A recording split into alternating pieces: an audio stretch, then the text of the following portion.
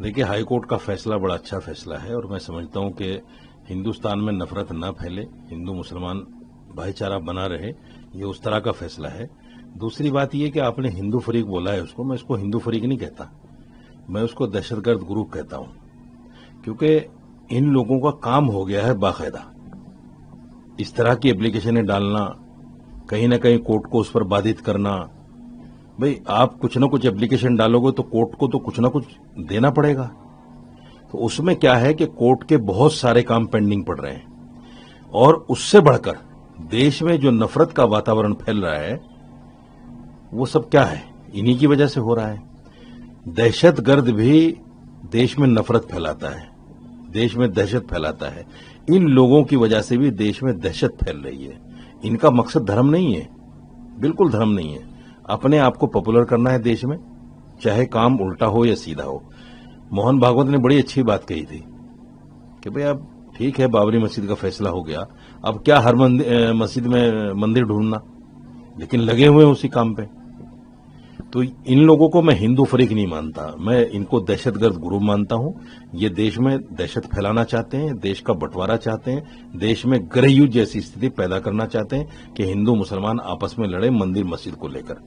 नहीं तो ऐसे कुछ तथ्य नहीं मिलते। आप देखिए, बाबरी मस्जिद का फैसला आया था, बाबरी मस्जिद के फैसले में सुप्रीम कोर्ट ने साफ तौर से कहा कि हमें ऐसा कोई साक्ष्य नहीं मिला कि मंदिर तोड़कर मस्जिद बनी हो, तो इनको खामोश हो जाना चाहिए था। जैसे हम खामोश हो गए जब मंदिर को वो जगह दे दी गई, हालांकि फैसला हमारे पक्ष में है।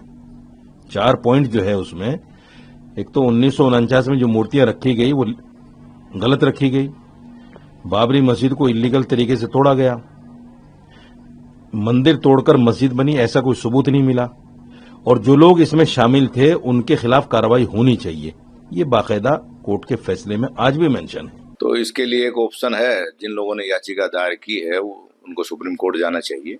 लेकिन चूंकि ये मामला पहले न्यायालय में इसका निस्तारण हो चुका है और जमीन का एक रजिस्ट्री करके शायद 60 और 70 के दशक में जो है ये जमीन उनको दी गई है मस्जिद के लिए, तो ये एक तकनीकी पॉइंट है और इसमें आपसी विचार विमर्श करके अगर इसको सुलझाया जाए तो दोनों समाज के लिए अच्छा होगा। सौहार्द और प्रेमपूर्ण वातावरण में जो है एक नया विवाद ना खड़ा हो।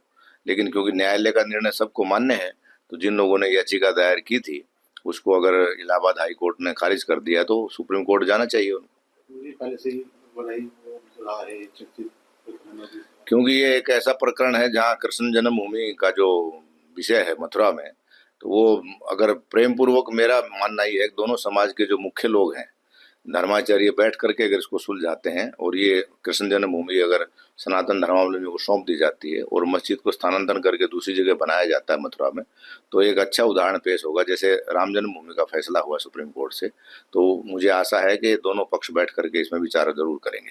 अब याचिका खारिज कर दी है, नहीं तो उसके लिए रास्ता आगे है, उच्च न्यायालय में हुआ है तो उच्चतम न्यायालय में जाना चाहिए।